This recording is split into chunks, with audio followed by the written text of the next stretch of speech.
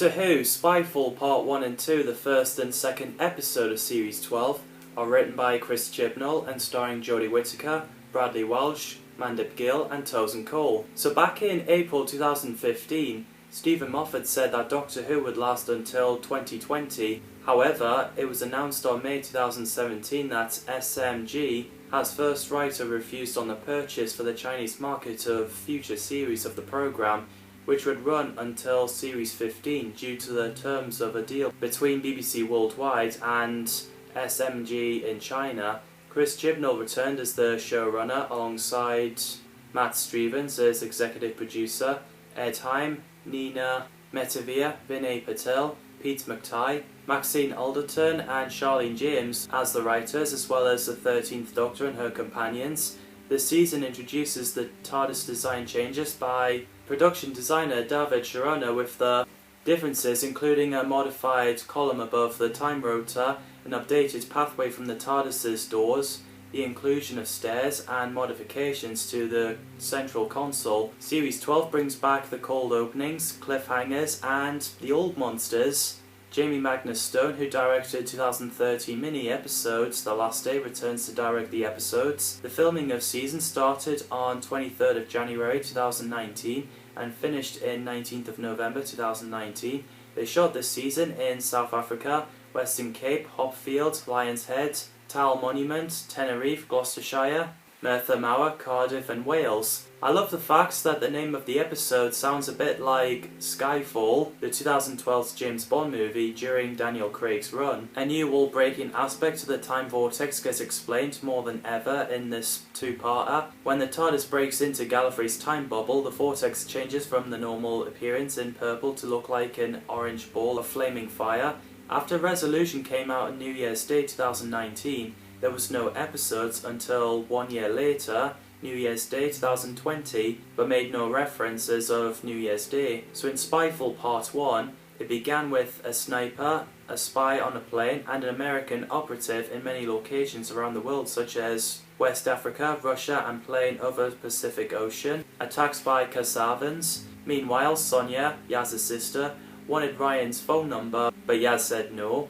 While Hakim wanted Alexa playing Rubber Soul, Nadia was wondering if Ramesh Sundar is okay with Yaz being away.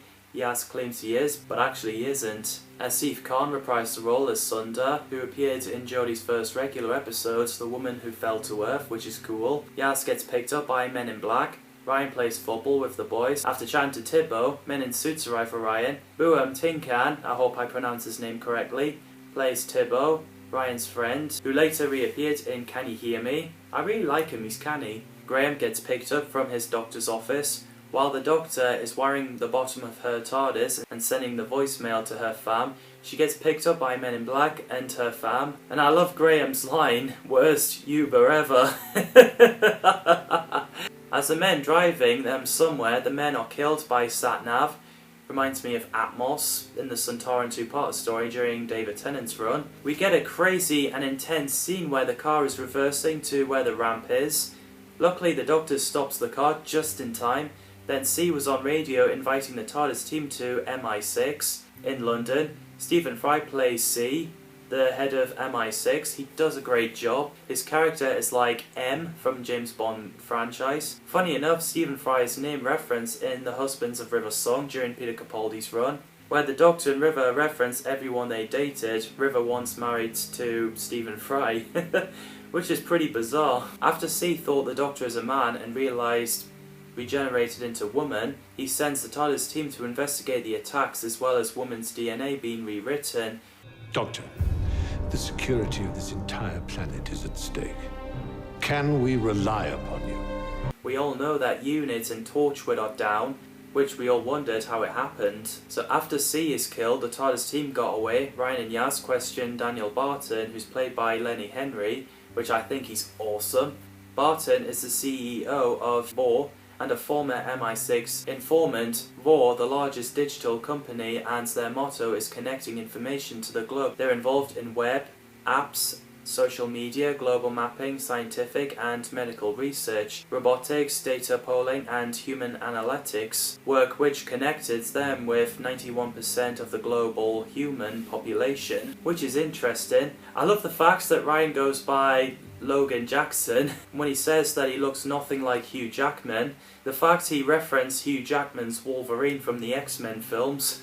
So after Daniel left, Yaz scans that he's 93% human.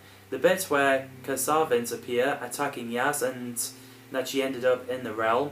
I thought she was killed off, but thankfully not. The Doctor and Graham met O at his house, played by Sacha Dhawan.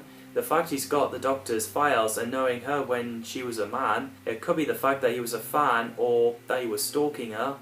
Plus Kasavins came to attack. Kasavins are the races that came from beyond the end space. I thought they're pretty cool. They're physically played by Samuel Rush, but not credited sadly. They're voiced by Strawn Roger, who previously voiced Face of Bo. So Ryan and Yaz reunited with the Doctor and Graham. I love O's reaction to the TARDIS. Also when the Doctor, Graham, Ryan, Yaz and O arrived at Valis Estate wearing tuxedos with James Bond style music. Shall we?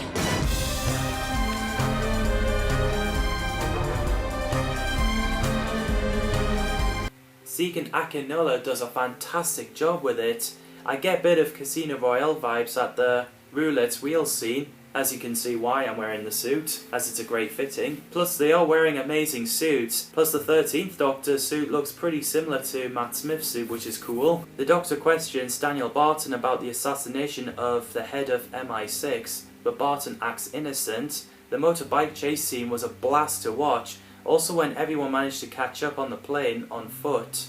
O claims he was rubbish at sprinting and that he came last, but the Doctor said in the file he's a champion sprinter. So yeah, O reveals to be a villain. I was like, oh, I wasn't expecting O to be evil. I like the fact that he referenced Wicked Witch of the West from Wizard of Oz, where his house was flying in the clouds. We get a brilliant reveal scene where Sacha Dhawan's character O reveals to be the Master. Doctor, I did say look for the Spy Master. Or should I say Spy Master?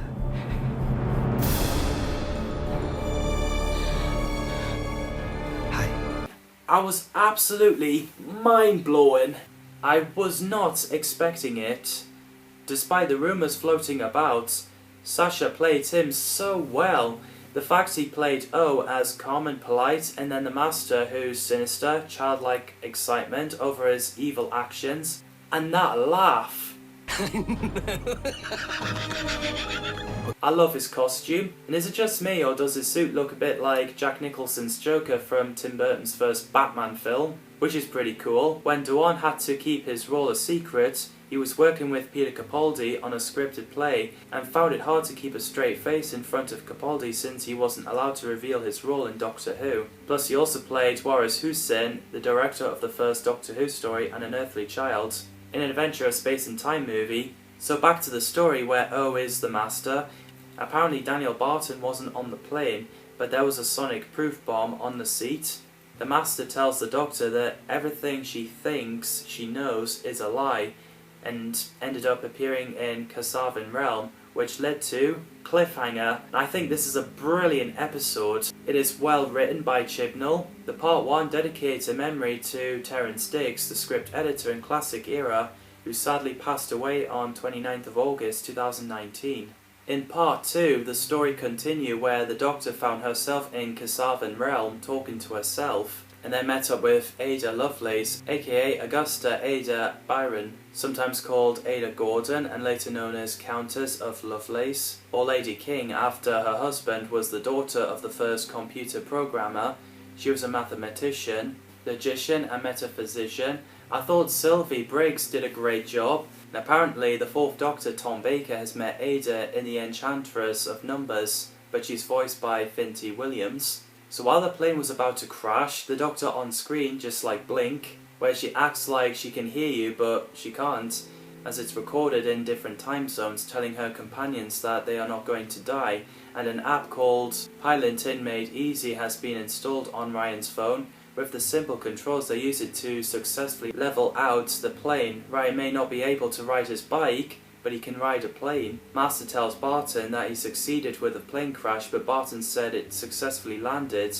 And of course, the Master was not happy about it. The Doctor and Ada arrived in 19th century at Science Convention. I love how the Doctor presented herself. So the Master came in, uses tissue compression illuminator to shrink people to death.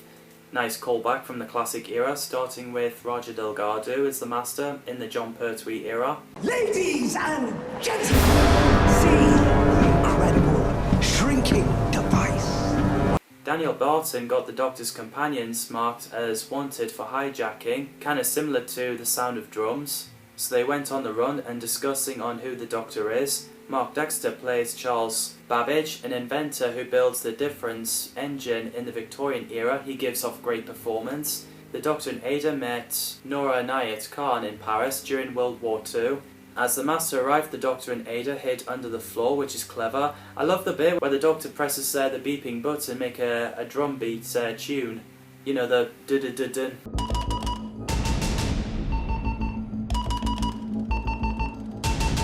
A call back from John Sims' time as the Master, which is awesome.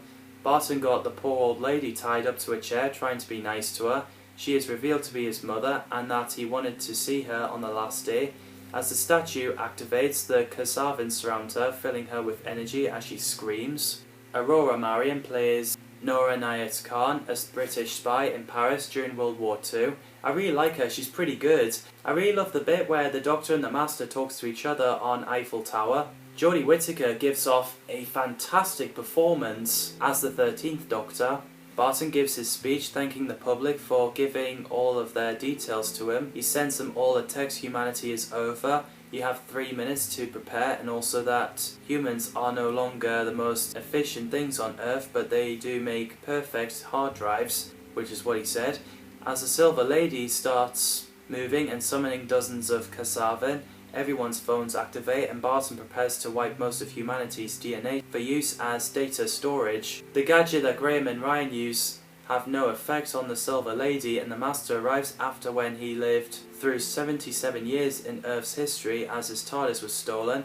However, the Silver Lady suddenly stops and Barton left into hiding. I love the way that Graham uses his laser shoes.